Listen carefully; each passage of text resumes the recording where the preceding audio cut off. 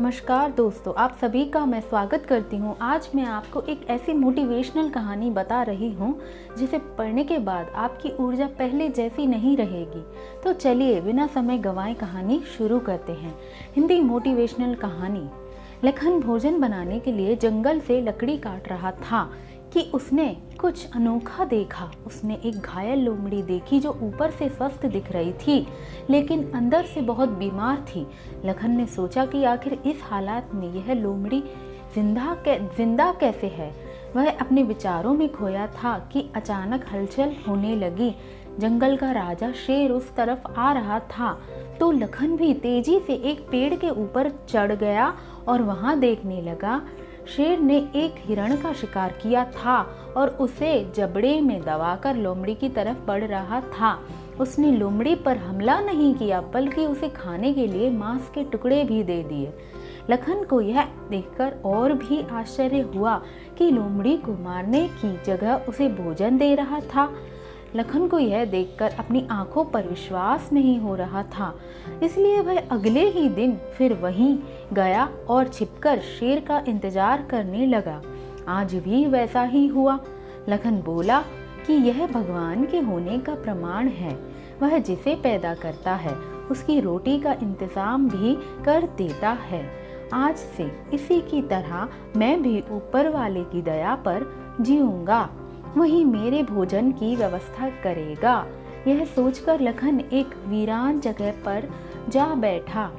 पहला दिन बिता दिया, कोई नहीं आया। दूसरा दिन बिता दिया, कोई नहीं आया। तीसरे दिन कुछ लोग आए पर किसी ने लखन की ओर नहीं देखा। धीरे धीरे उसकी ताकत खत्म हो रही थी, वहां चल नहीं पा रहा था।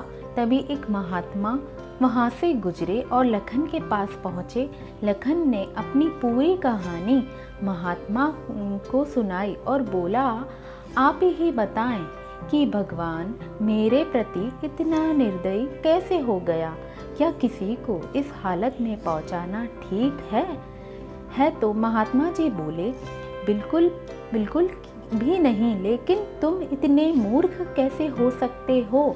क्यों नहीं समझते कि ईश्वर तुम्हें उस शेर की तरह बनते देखना चाहते थे, ना कि लोमड़ी की तरह। इसलिए दोस्तों, मेरे अनुसार जीवन में हमारे साथ बहुत बार होता है कि हमें चीज़ें जिस तरह से समझनी चाहिए हम उसके विपरीत समझ लेते हैं और हम बिना काम करे भाग्य के भरोसे बैठे रहते हैं, यह सोचकर कि भाग्य में होगा तो मिल ही जाएगा।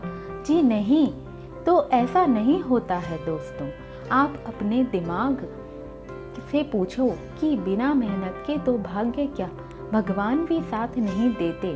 दोस्तों, हम सभी के अंदर कुछ ना कुछ ऐसी शक्तियाँ हैं जो हमें महान बना सकती हैं।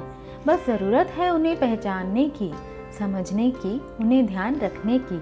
हम शेर की तरह लोमड़ी तो नहीं बन रहे। धन्यवाद दोस्तों। अगर आपको मेरी ये कहानी अच्छी लगी हो तो मेरे चैनल को लाइक करें और सब्सक्राइब करें और बेल आइकन को बटन दबाएं। अच्छा, तो फिर मिलते हैं एक नई मोटिवेशनल कहानी के साथ। धन्यवाद।